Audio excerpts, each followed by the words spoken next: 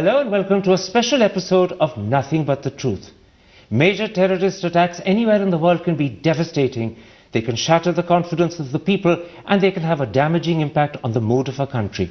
And the 6 attacks that happened in Paris yesterday were perhaps the worst terrorist incident in any Western city since 9/11 14 years ago.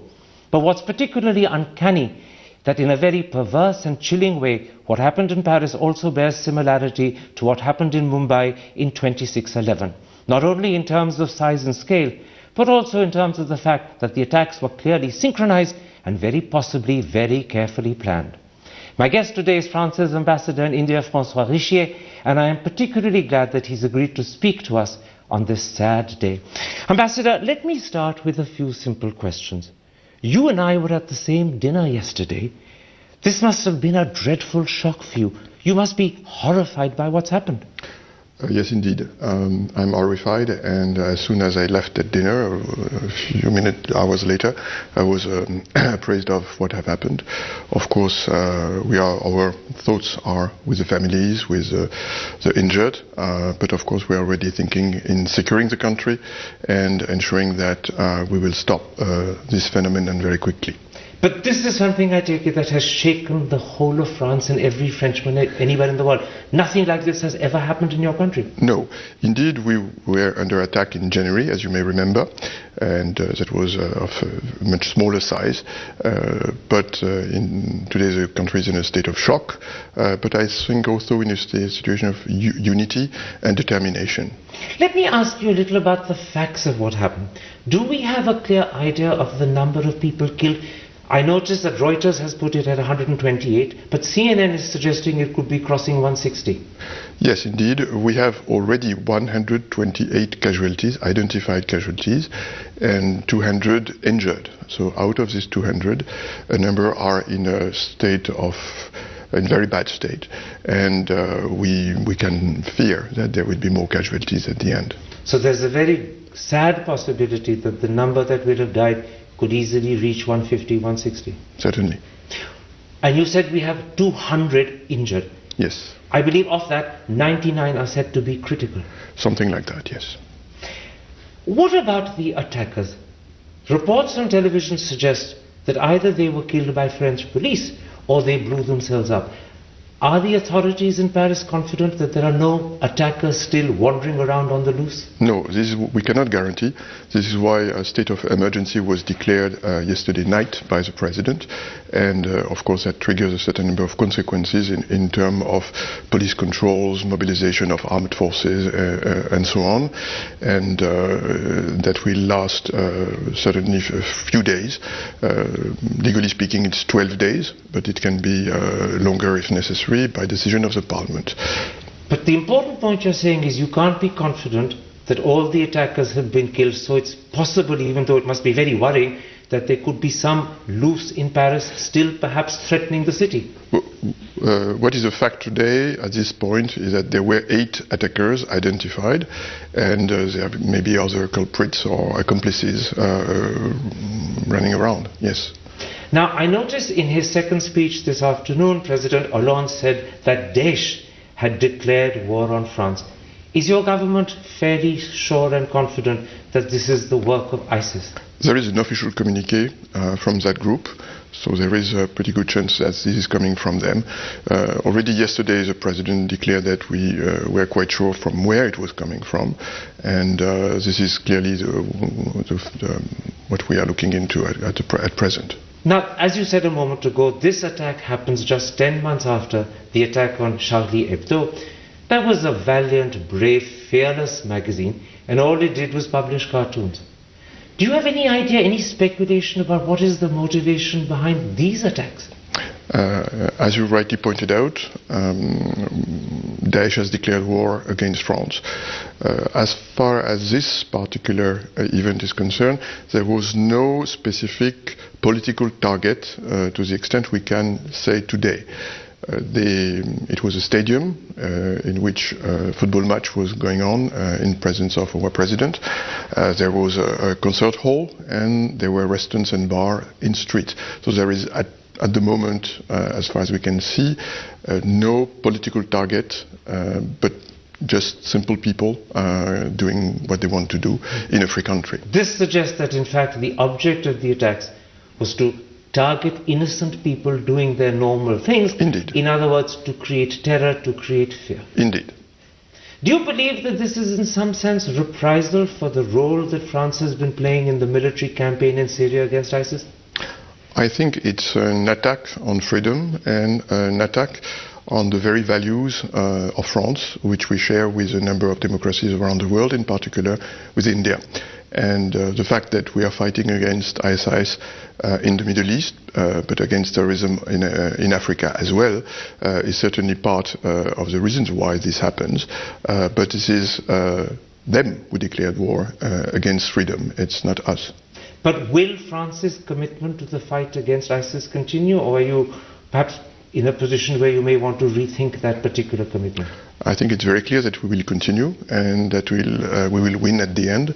We are in the midst of a combat which is merciless, but we are conscious of what we are doing and we think we are doing right. So despite the tragedy and horror that's been inflicted on France, the strength and resilience of the French government and its determination to continue the fight against ISIS, that will continue.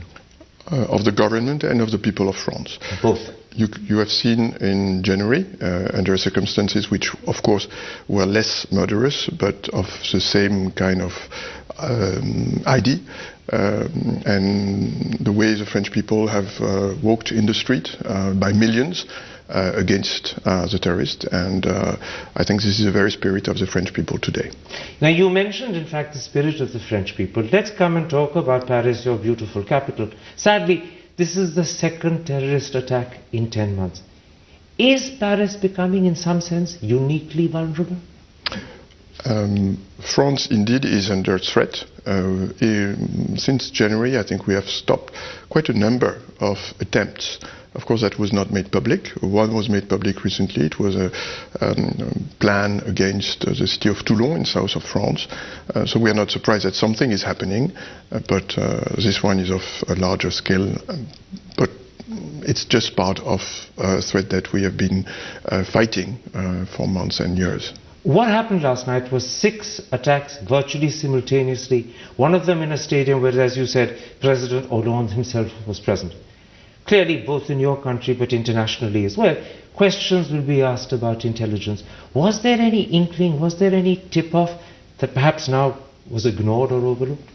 I cannot respond to that question on the basis of the information I have, but what is for sure that we have an excellent intelligence network which has helped us during the last 10 months to stop terrorist attacks. There are so many plans that there was unfortunately chances that one will succeed one day, and this is what had happened. Absolutely. As Mrs. Thatcher used to say, the government has to be lucky every time. The terrorists have to be lucky only once.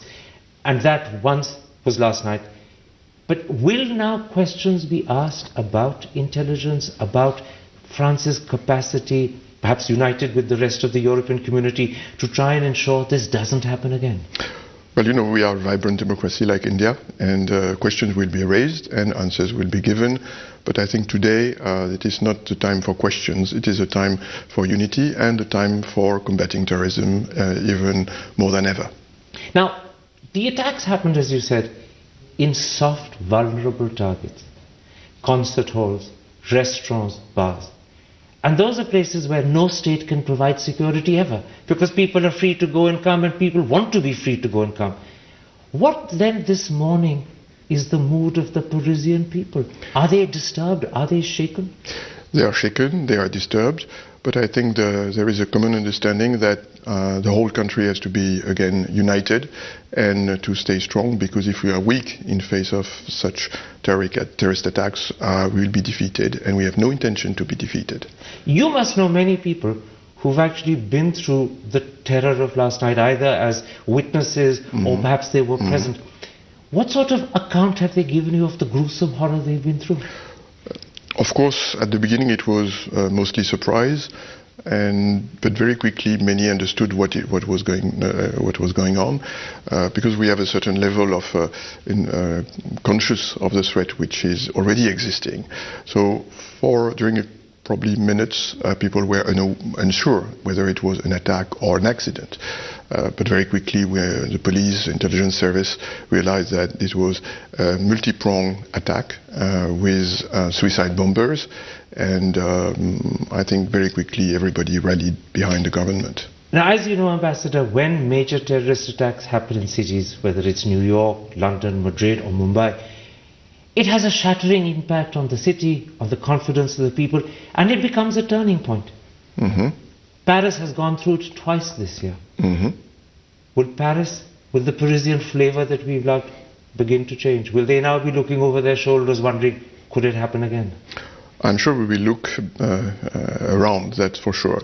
But we have been doing this for a long time, and I think the spirit of the city is the one of freedom and the one of joy, and we are not going to let us terrorize. There is fear, there is anxiety all around Paris, but not only around Paris, it's everywhere in France.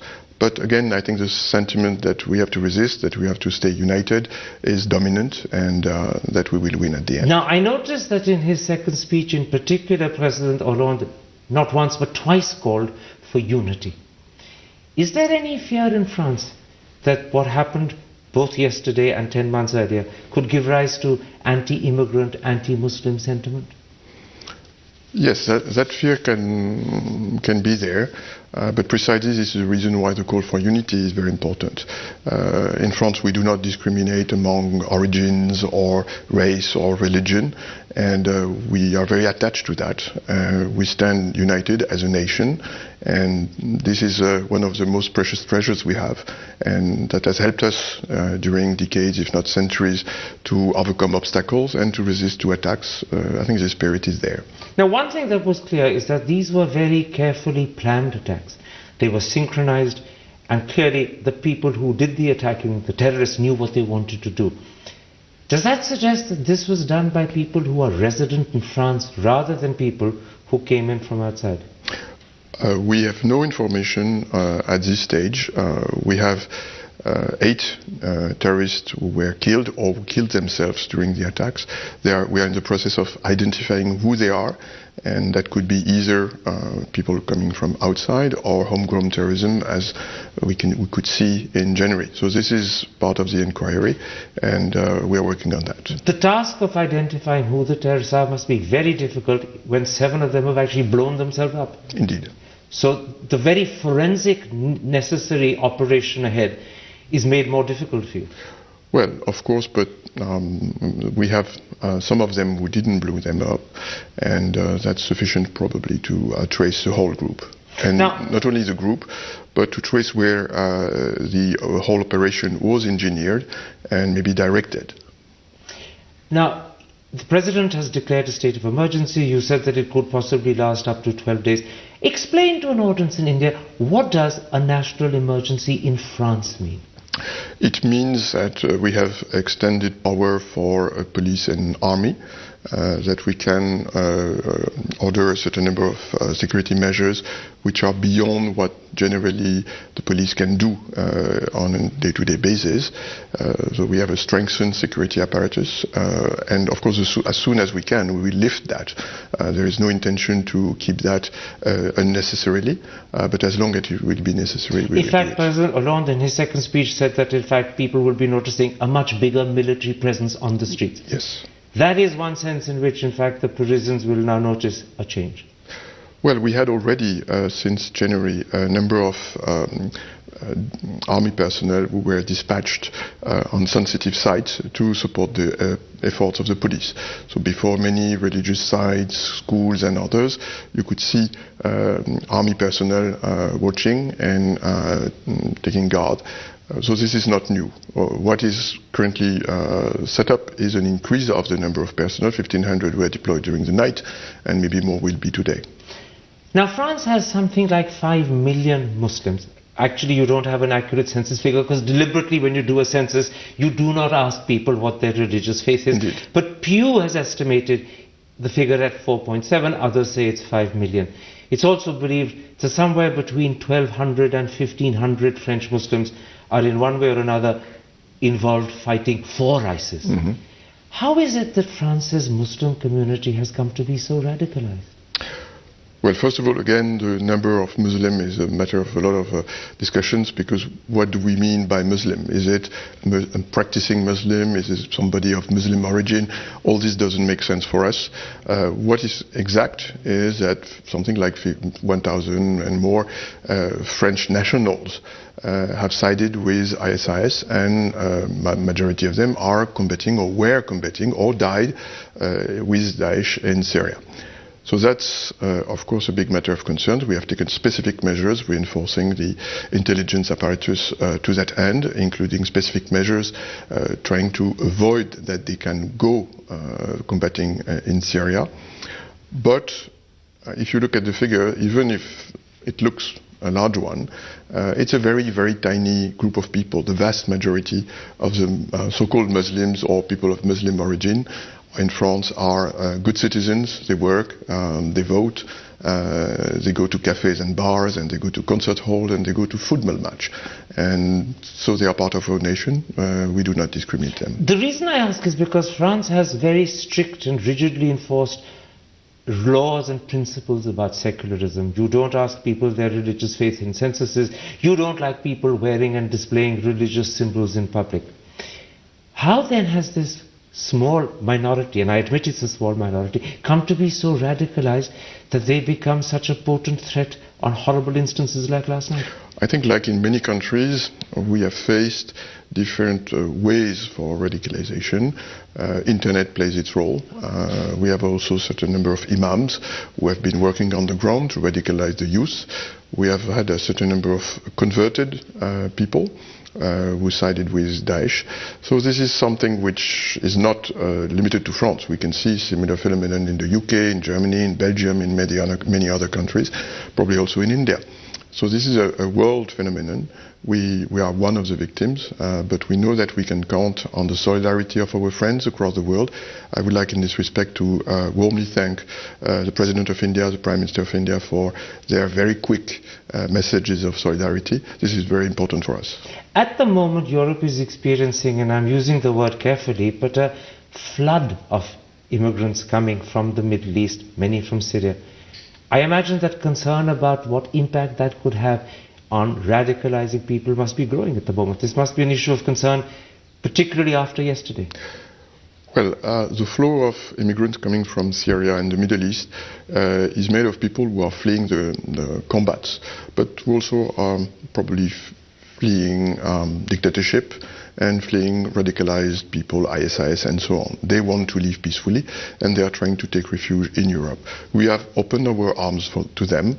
Of course, we know that in the mass of these millions of people, some terrorists could be hidden, could be trying to snoop around into France or into Europe. We are, of course, witnessing this with a lot of attention, and some measures have already been taken to stop some of them. But that policy of open doors to these people won't change as a result. You know, when you face a situation like the one in Syria, you have two choices. Either you close your eyes and you close your borders and you close your heart, or you decide to follow the humanitarian route. We have decided to take the humanitarian route, of course, with security measures accompanying this. But I think it's the right choice because this fight is essentially about values. And if people are asking for support, if people are asking for help, we are ready to extend our hand. Now, tomorrow the G20 will be meeting in Turkey. Understandably, President Hollande is not going. But do you believe the time has come for the G20 as a starting point to seriously create international unity on how you tackle ISIS, Al-Qaeda and jihadi terrorism? That doesn't fall into the traditional mandate of the G20, which was created in the midst of a terrible financial crisis. Quite right. But this is a platform which is of political nature. I don't know what will come out of the G20, but I would be surprised that at least individual leaders will be present, will not raise their voice. Indeed, as you rightly pointed out, the President will not go there. He has decided to depute our Foreign Minister and our Finance Minister. They will have talks with a number of leaders there, and the President will stay in Paris with the Prime Minister, with the people of France, and he will, of course, direct and command the action of the security forces. Now, Prime Minister Modi repeatedly mentions that the world still does not have an agreed definition of terrorism or of what is a terrorist. And there are many countries where what others consider terrorists are actually thought of as freedom fighters. Do we need to at least develop an international consensus on what is terrorism and what is a terrorist? You know, this debate has been going on in the United Nations for ages. There are some countries who disagree on the basic definition. I think this is a legal problem, but for billions of people around the world, in all types of countries, Muslim or not Muslim, everybody understands what is a terrorist. It is somebody who is fighting against freedom, it is somebody who is fighting against the basic values of democracy, and it is somebody who is doing exactly what those people did yesterday, that is targeting innocent people for a cause that we cannot support. What about countries that either directly or indirectly actually support terrorism, although they deny it in public? I'm not going to embarrass you by taking names, but there are many such countries, not just in India's neighborhood. Do we need concerted international focused attention on making sure that we stop this and that we don't accept the claim it's not state-sponsored, it's organizations operating outside the state? Well, this is not a new phenomenon. France itself was victim of such terrorism, which was organized, sponsored, directed from foreign countries. I think the day you can trace the origin of the decision to organize such terrorist attacks, that become, of course, an international issue, and there are ways to punish them or to sue the leaders of these countries. In some cases, we have had to react to such actions. But do you see greater international focus? Would your own president play a role in trying to bring the world together on these issues? Well, I think it is already very high on the agenda, and if I remember, a series of bilateral declarations between India and France, we have in several cases underlined the role of state-sponsored terrorism targeting countries like India. So this is not something which we ignore or that we just decide not to look at. We are very conscious of what is happening. Now, Paris is scheduled to hold a major international conference on climate change and the environment. It starts at the end of November, but in December, you could have 70, 80, maybe more heads of state and heads of government coming. After what's happened, will Paris want to reconsider the date? Would you want to postpone it, or are you determined to go ahead? No decision has been taken in this respect at this point. We cannot already foresee what will be the situation Monday or Tuesday. If there is a second wave of attacks, we cannot foresee what will be the situation in a week from now. So this conference is due to take place as of the 30th of November. We're going to review this, but I think in general we will keep the flag high. The interesting thing is that you are going to review the situation and you're bearing in mind the possibility there could be a second wave of attacks. That's a possibility you can't rule out. No.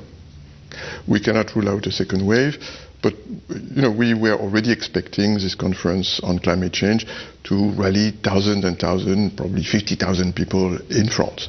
So security measures were already there to try to screen who was coming and to avoid the coming of some individuals we could anticipate would create problems. So there is already security measures which were in our mind. I cannot tell you today what we will have to do by the end of the month. Ambassador Richer, thank you very much for speaking to me. My own heartfelt commiserations, as well as those of the channel, to you, the French government and the French people. Thank you very much, and I would like to use this opportunity also to thank all the Indians who have sent us messages since this morning. They are by hundreds. Flowers have been handed over to the embassy by individuals, people we have never met before, and I would like to thank all of them. This is really touching our heart. Thank you. As you would have said in your language, today, aujourd'hui, nous sommes parisiens. Merci beaucoup. Thank you, sir. Yeah.